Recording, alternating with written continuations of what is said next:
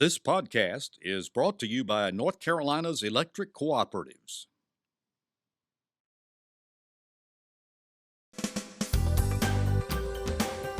This is NC Spin, an unrehearsed discussion on issues of interest to North Carolinians.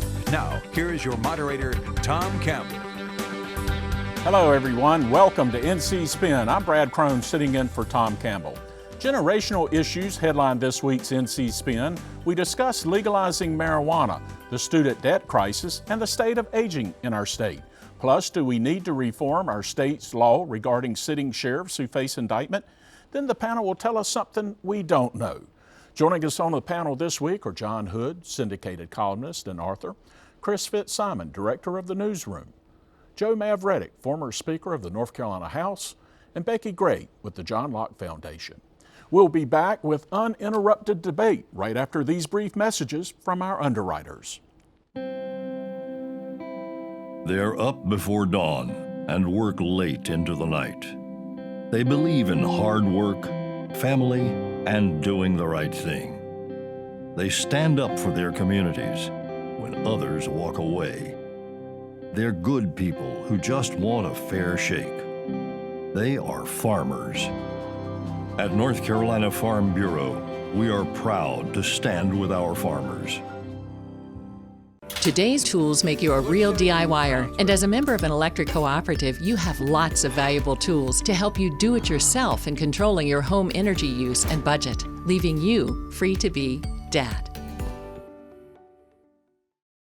Production underwriting provided by the North Carolina Academy of Family Physicians. Family Physicians, your trusted healthcare advisor for life. Let's get started. This week we're going to look at several issues that span the generations, from controlled cannabis to the state of aging. A big question facing our citizens, young and old: will North Carolina legalize marijuana anytime soon? Over the years, there have been a number of legislative proposals to legalize medical marijuana. Now there's debate in the 2020 campaign to legalize marijuana altogether. Question one to John Hood. John, with the Republicans in charge, do you believe the conservatives will ever consider legalizing marijuana? Well, I do think that, and this is somewhat of a generational issue, I agree. I do think that there will be changes in the legal treatment of marijuana in North Carolina. However, I'm not sure I accept your framing about will the conservatives accept. I think there are people on both sides of the political aisle who have favored decriminalization or changing the way marijuana is regulated or controlled by the government. And there are people on both sides who are against that. And you can see that in the way the issue is played out. It isn't quite on party lines. A little bit better would be to think about it in generational terms. But keep in mind, we've got some substances that intoxicate people, and also keep in mind, I'm a teetotaler, so all this is completely academic to me. I would never consume any of it. But there are some things that are perfectly legal that are quite dangerous, and some things that are illegal that aren't quite as dangerous. In the long run, that doesn't make sense. Joe Mavretic, there's a lot of money on the table. There's some reports that indicate $450 million in additional tax revenue could be generated for North Carolina if we legalized marijuana. Well, when I was on the Finance Committee, I had a rule. When I heard these projections of revenue, I would divide it in half, and then I would divide by 5, and it comes out, in this case, to be about $50 million, and all that other money is going to be spent for unintended consequences, and there are going to be a lot of them. Well, the state of Colorado is similar to the state of North Carolina. How would you say their revenue stream? I think the projections have been based on that. So you're saying the additional revenue really wouldn't be a windfall because you've got to put money in other services, right? I wouldn't say it's not going to be a windfall. There might be $40–50 million out of it, maybe even 60. I was in Denver not too long ago. Smelled marijuana about any place you went in the city. But we're talking about enforcement. We're talking about treatment. All of those costs that never play into what the bottom line really is. Chris? Something else on this too, just real quick, is there have been studies, the Tax Foundation has just recently looked at these marijuana excise taxes, and there was a bill that went through the U.S. House of Representatives this week that changes the way that the taxes are imposed on that, and some changes in, right now a lot of that business is all cash, and so there's going to be some federal regulations that change the way that we'll get that tax revenue should North Carolina decide. So I think in this discussion that we have moving forward, part of that has to be keeping an eye on federal regulations and what that would mean on the taxing authority and how that tax money would come in. Chris, decriminalization is an important standpoint, a component to this issue. If you look at legalizing marijuana, do you also join in the decriminalization effort? Yeah, I think you have to. I think it all comes part and parcel. I think it's absurd that we don't have medical marijuana already. I mean, you don't have to look very far to find study after study that shows it does ease the pain of people with very painful terminal illnesses, cancer, a lot of other things. Doctors can prescribe it. We already have regulations to cover other controlled substances. That to me is a no-brainer, and it's shocking we don't already have that. I also favor legalization, and I think John made a point about certainly if you're going to compare alcohol and marijuana, and one is legal, and I don't think the tax benefit to the state should be the issue. We certainly tax alcohol. I'm having a hard time understanding what is the difference between those two substances. Well, Becki, where does the law enforcement community fall out on this? The men and women working on the front lines. Right. Well, there is wide agreement, not unanimous, but there is wide agreement in the law enforcement community that marijuana is a gateway drug to other drugs. And one of the things that they find consistently as they're going in for drug bust and those kind of things, because marijuana is illegal, it gives them reason to go in to look at other drugs, and they often find heroin, cocaine, the other harder drugs in those investigations.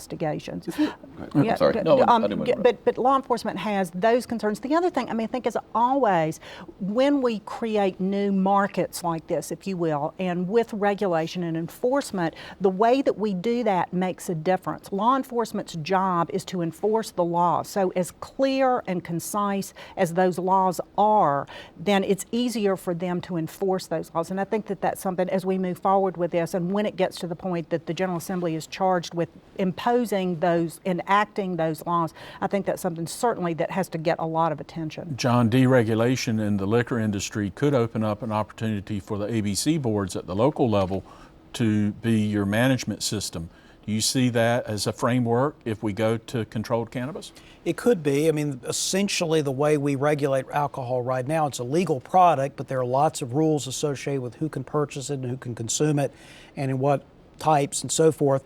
That is likely the model that North Carolina would follow, even just for medical marijuana, or if there was something more. And so I do think there might be some coincidence of responsibility. Let's go around the horn with the panel. Will marijuana be legalized in North Carolina in the next 4 years? Chris?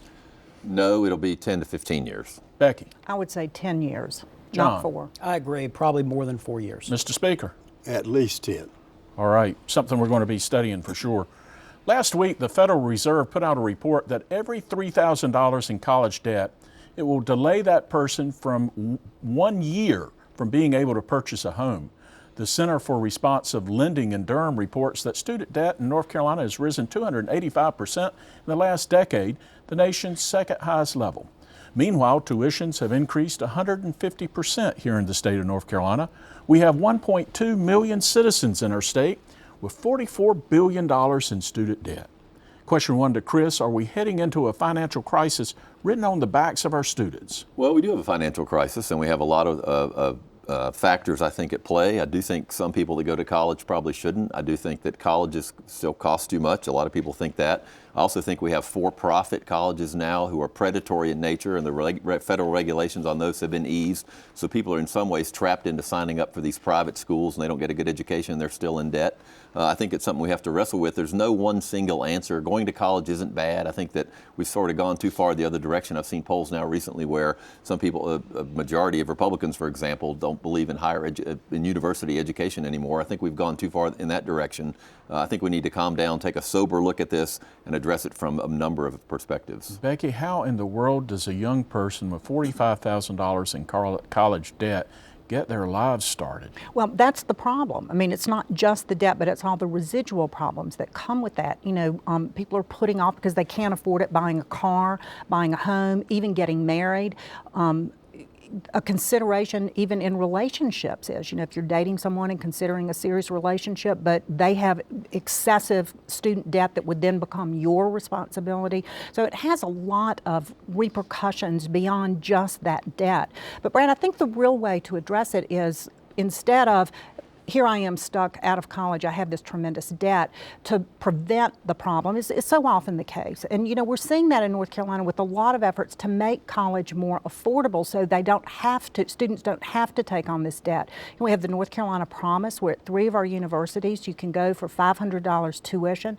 There've also been tremendous efforts on our point of our General Assembly to for community colleges to be able to provide 2 years of college, right, much less cost than, but then transfer to one of the 4-year universities. So, and even providing financial literacy curriculum as a required course in high schools. Yet many of these loans are taken out by 17-year-olds. Right. So, you know, high school is not too early to begin to learn about financial literacy, personal responsibility, long-term commitments, and the repercussions for it. So if we can stop the problem on the front end, clearly better than dealing with this tremendous debt that folks are left with. Joe, credit counseling advice for our young teenagers and young adults? I think you have to be careful what you ask for, because you may get it.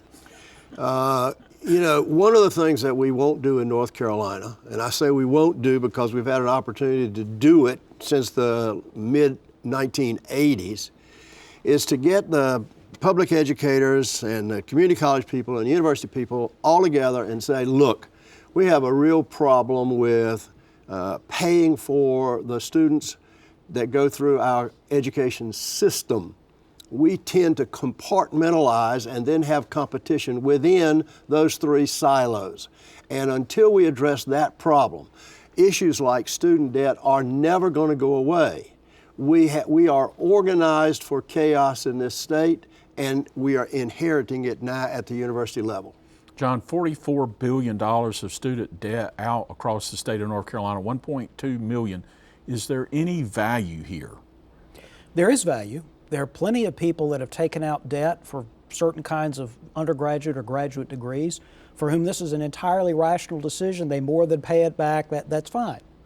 There are others, and let's talk, it is a multifaceted problem. There are others, it isn't just that they went to college but the degree they got wasn't worth all the borrowing. What about the people who go to college for a year or two and drop out, and they have not accomplished any credential? If we think about this in credentialing terms, they don't have a credential. They may have gained a little bit of labor market value, probably not a lot, and now they have this huge debt. I think the biggest category of damage are the folks who go to college, don't finish, but have all this debt.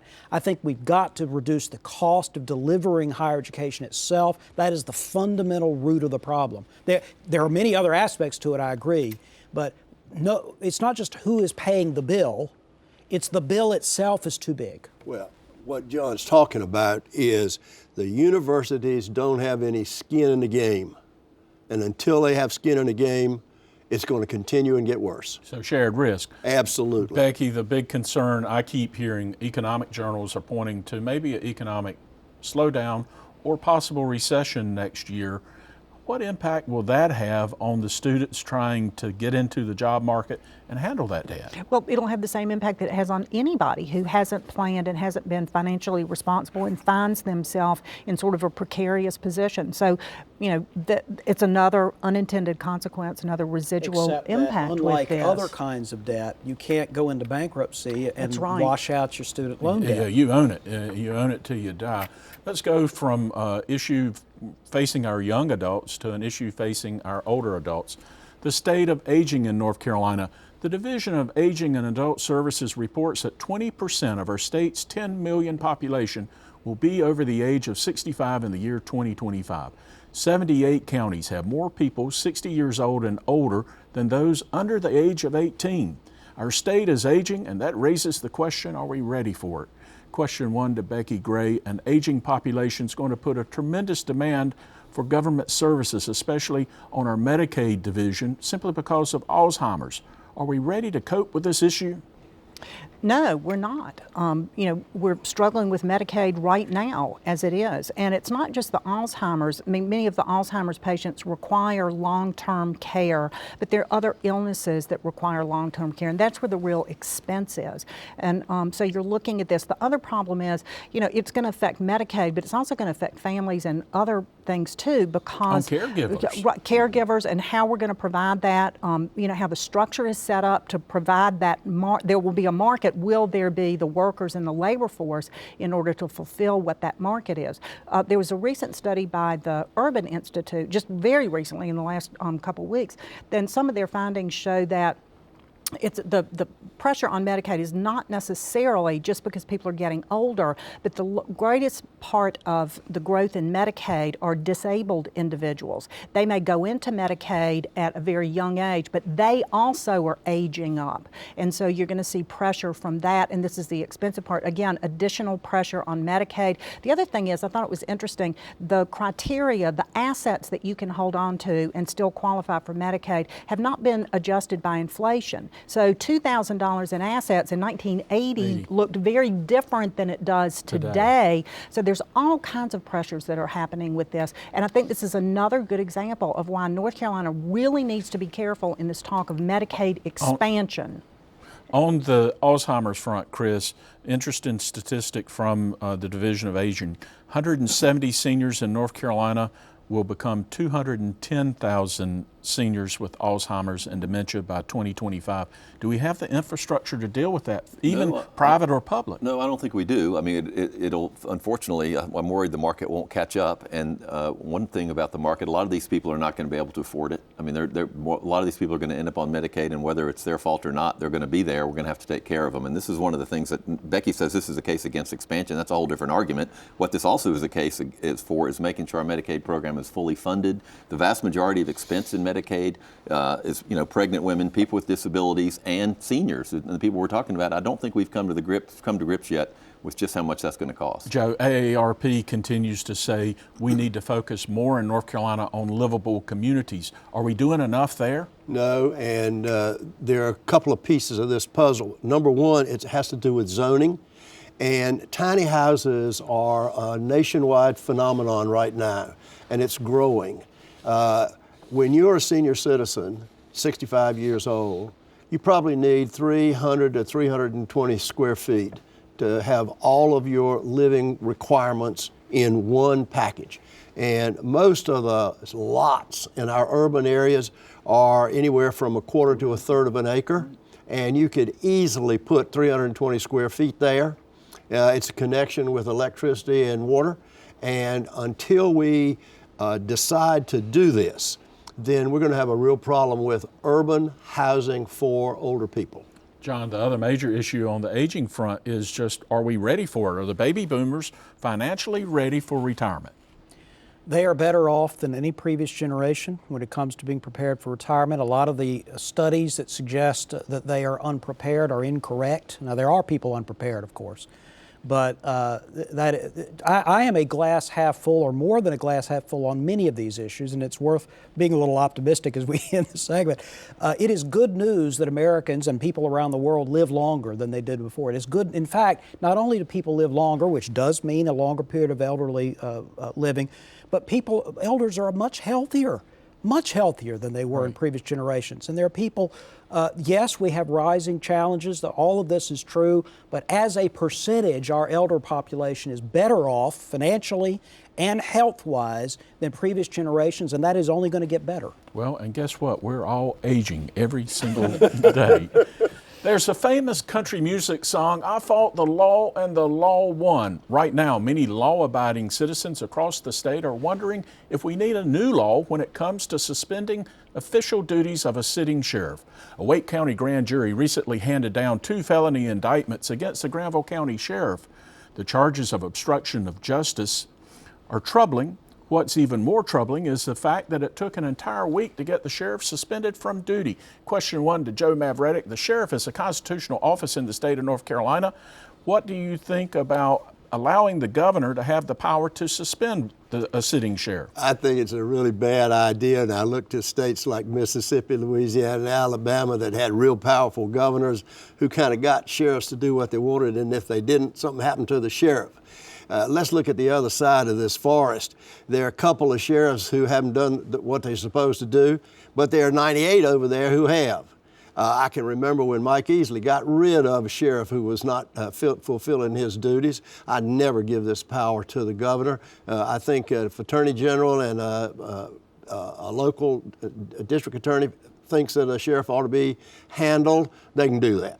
Becki, in Florida, the governor does have the authority to remove a sitting sheriff and appoint an acting sheriff. Is that something we need to look at? Is Joe right or wrong?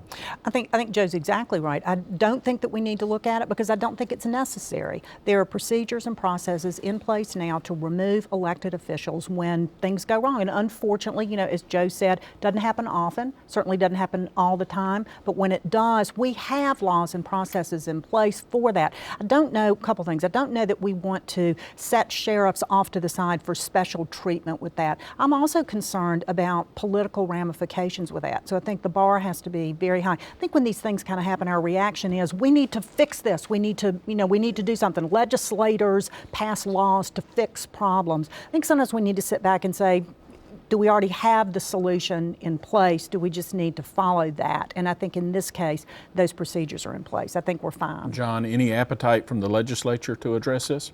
Well, they have plenty of time, apparently, because they're going to be, it's essentially a full-time legislature. They got to have something to do, so I'm just kidding. They should not, this is a problem. It is not a large enough problem to require some kind of radical solution.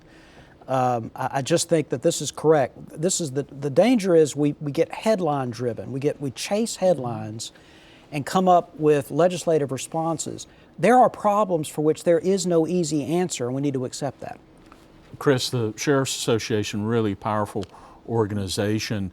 What do you think their position is, and does it have voice at the legislature? Well, I'm certain that they agree with the rest of the panel that the governor shouldn't have this power, and I'm not sure the governor should have it either. But I'm not sure we have a device in place. I don't think the governor should have it. I don't think it should be a political decision. But when a sheriff is facing this sort of criminal indictment, or there's an official investigation, there has to be some way to make sure the citizens of the county are reassured that he or she is not still presiding over law enforcement in their county. There's an issue here, though, but we're supposed to be innocent until proven guilty. And now we're saying, well, there's an indictment, so let's get rid of you. I have trouble with that. Isn't there concern, though, that when you have a sitting sheriff who is under indictment and still in office, right, that he or she can take actions that may impact the public safety of that county? Yeah, but we have a sheriff's association, and I'm going to tell you that if 10 or 12 of the most powerful sheriffs in the state visit a sheriff who's got an indictment and say, Charlie, you need to step aside for a while, Charlie would do that. Right now, there are two people who have the authority to remove the sheriff, the district attorney and the county attorney. Should there be any other people added to that list who have the authority? I think the only logical solution is that the NC Spend panel should also possess that power. I would favor that constitutional amendment. Well, that takes us to the opportunity to have the panel to tell us something we don't know.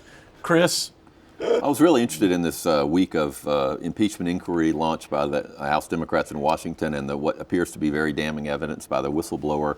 Most senators, a lot of them up for re-election, have said, I haven't read it, well, let's wait and see, there's nothing there. Tom Tillis has gone in full-throated support of Donald Trump, sort of making fun of the allegations. He's really, maybe he has no choice, but I think he's really put himself out really far supporting Trump, further than a lot of people up for re-election. So he's increasingly tied himself to the president.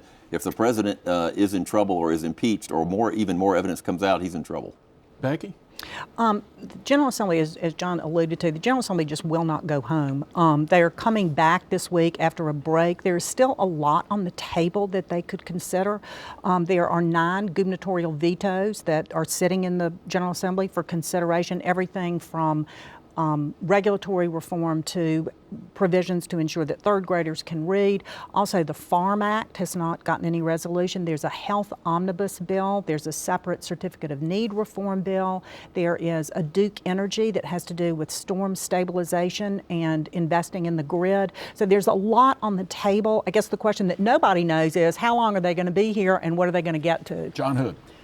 Last year, a Wallet Hub study found North Carolina 49th in the country in friendliness to teachers. This year, the Wallet Hub study shows 28th. North Carolina's 28th in friendliness to teachers. Last year's study got a huge amount of chatter. This year's study didn't. I wonder why. Interesting. Joe Mavretic? Not too long ago, former state treasurer Richard Moore and Dale Falwell, the current treasurer, got together in a bipartisan way to unveil a portrait of Richard Moore. What a lot of people have forgotten is that Richard Moore was the treasurer when we had 9/11 and then the beginning of the Great Recession. Probably the most troubling term for a state treasurer in our history. Interesting indeed. And a shout out finally to Michael Dickerson at the Mecklenburg County Board of Elections. He hosted election demonstration hearings in Charlotte this week that went absolutely great. It gave the public an opportunity to see all the election equipment they'll be looking at for our elections next year.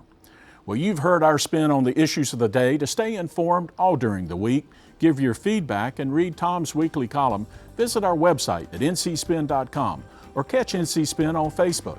Join us next week when we'll have more balanced debate for the Old North State. Until then, stay informed and watch out for the spin.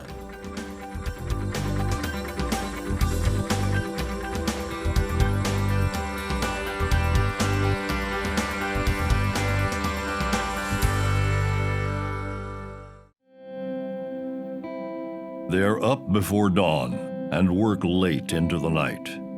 They believe in hard work, family, and doing the right thing. They stand up for their communities when others walk away. They're good people who just want a fair shake. They are farmers. At North Carolina Farm Bureau, we are proud to stand with our farmers. Today's tools make you a real DIYer, and as a member of an electric cooperative, you have lots of valuable tools to help you do it yourself in controlling your home energy use and budget, leaving you free to be Dad. Production underwriting provided by the North Carolina Academy of Family Physicians. Family Physicians, your trusted healthcare advisor for life. North Carolina Channel is made possible by the financial contributions of viewers like you who support the UNC TV network.